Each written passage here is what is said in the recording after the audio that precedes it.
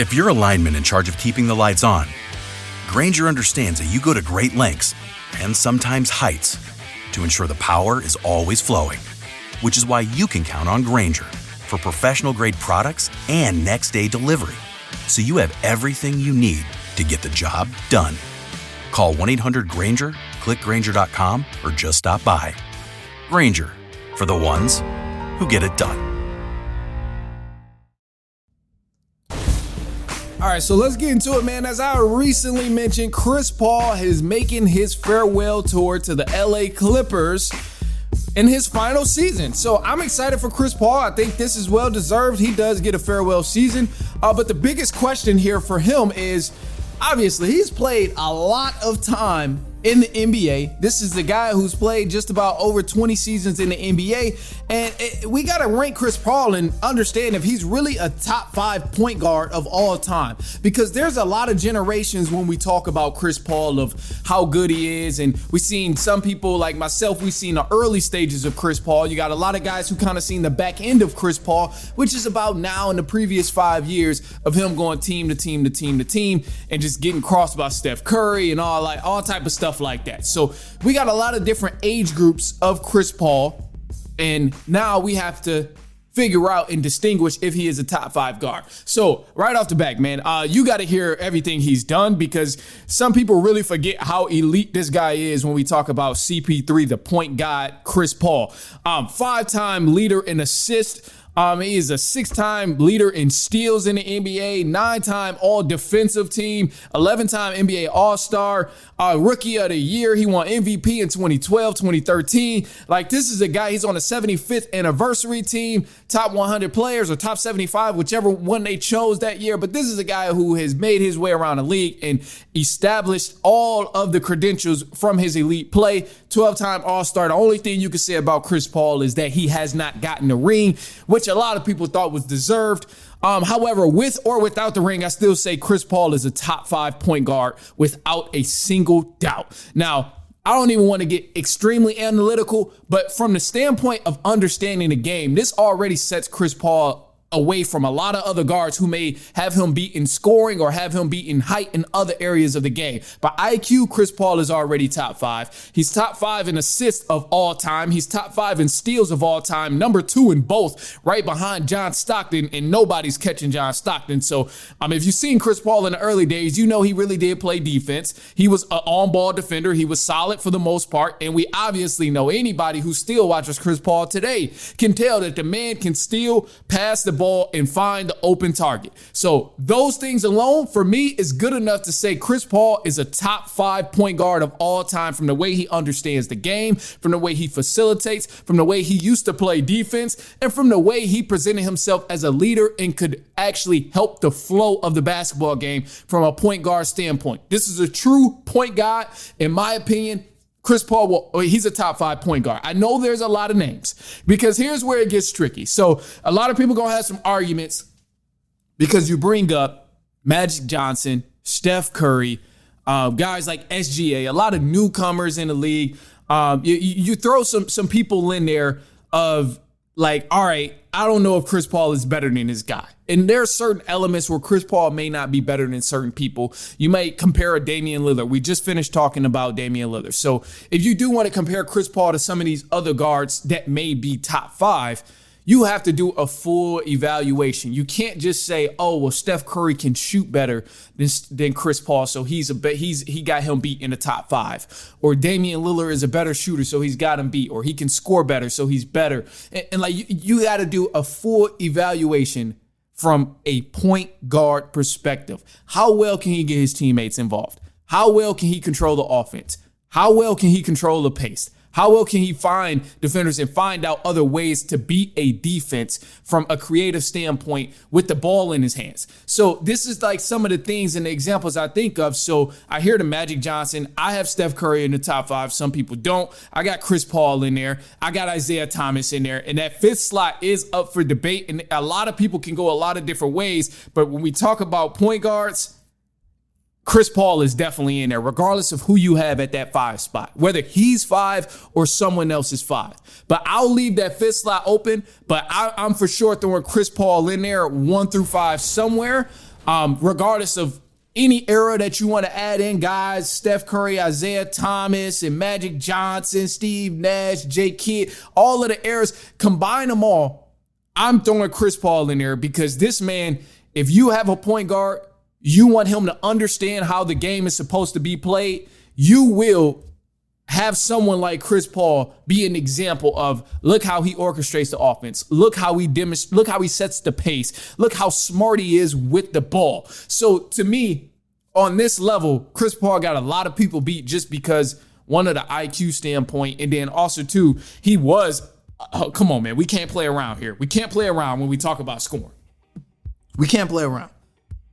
Now, I know Chris Paul is mainly known for passing, facilitating, all of these other things. But when we talk about scoring, man, we can't sit here and act like Chris Paul wasn't him when scoring the ball and scoring at will. Like, we can't sit here and act like he couldn't go get a bucket at any time he really wanted to. And maybe I need to just pull up some Chris Paul highlights and put it on his clip. But at the end of the day, bro, he was getting up there when he was a small guard. We seen him dunk on people. He caught a couple of bodies. We seen him score on anybody at will, made any defender look silly. He was a hard person to guard and a hard point guard to guard at one point. So although he has gotten old and a lot of people forget of how talented he was offensively and defensively, you got to remember, you compare the SGAs, the Damian Lillards, the J. Kidd, Steve Nash, a lot of other solid scoring guards in the league right now. You got to remember, man, Chris Paul was once one of the elites at scoring the ball as well.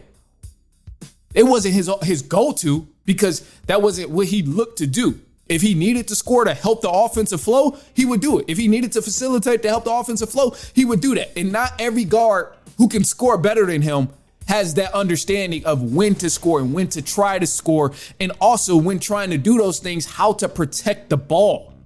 Like, come on, man. So to me, yeah, I easily give Chris Paul a top 5 conversation.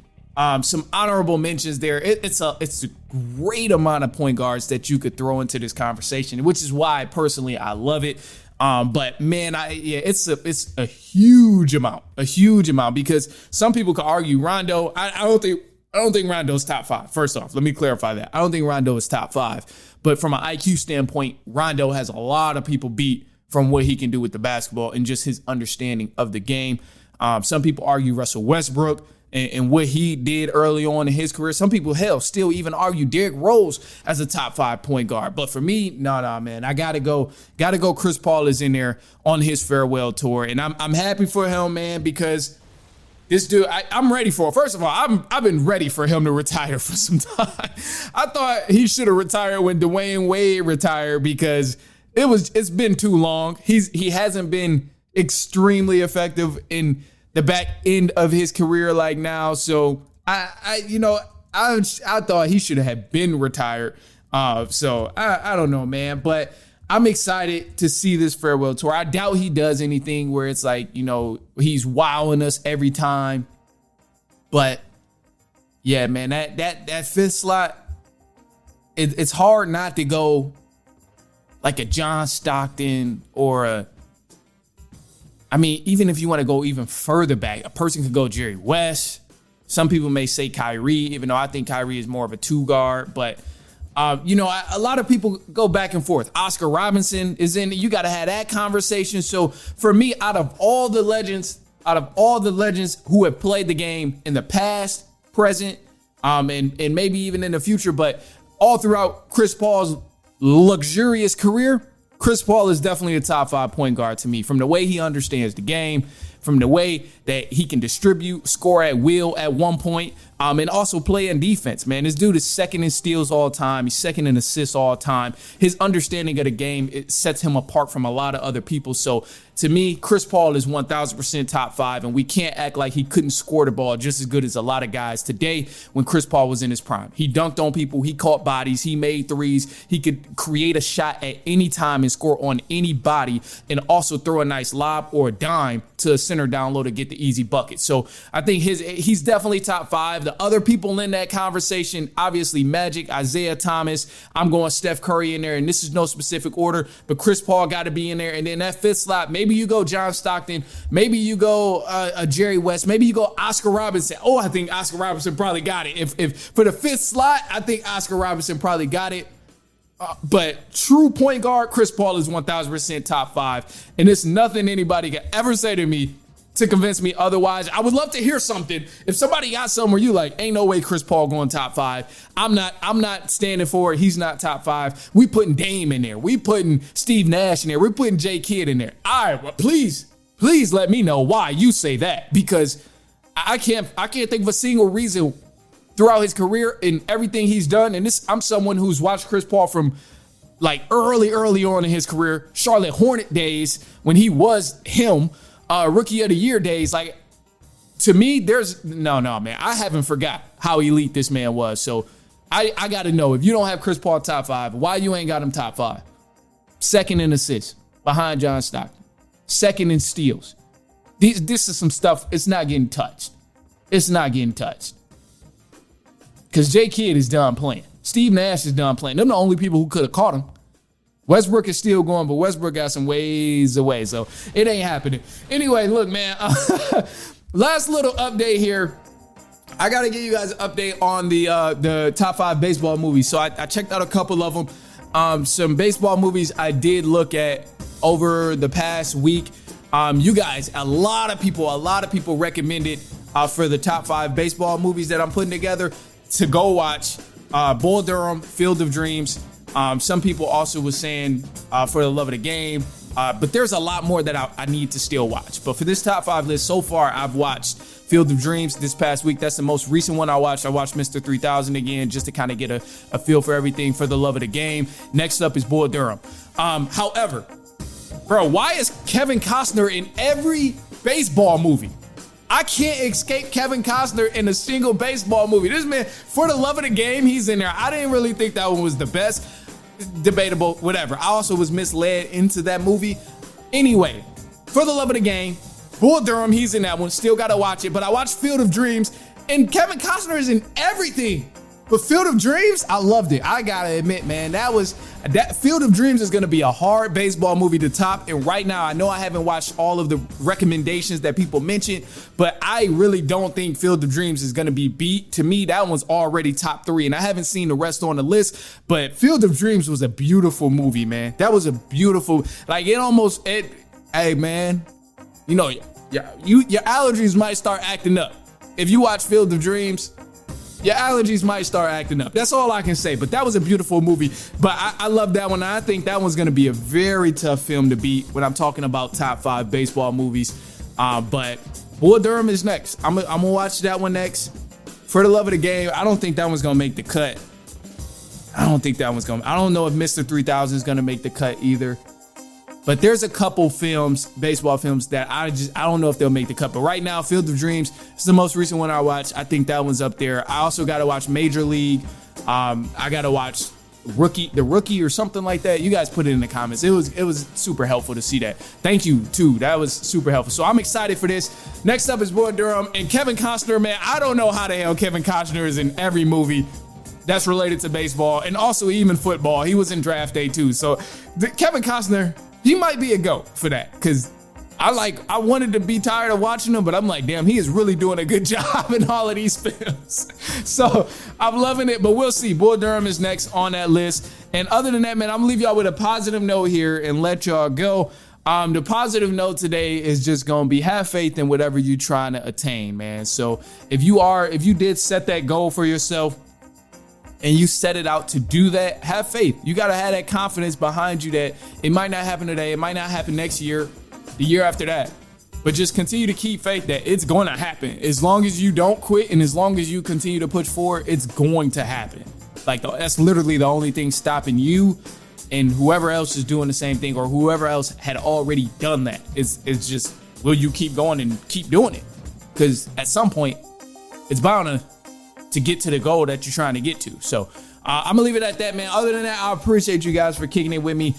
We will be back later on this week. It's the off season, so it's a lot of slow time. So I'm gonna try and bring in back some baseball because my Tigers, oh my gosh, Skubal, he had a hell of a game the other day. 7 strikeouts in the first 3 innings or something like that. Man, he was killing it. But Tigers been killing it. So I'm going to try and, bring back some topics on Tigers, Cubs and stuff. But we'll see. We'll see. Don't quote me. It's the off season, so anything can really happen in the off season. All right, man, I'm up out of here. I'll see y'all later on next week. And so on and so on and so on.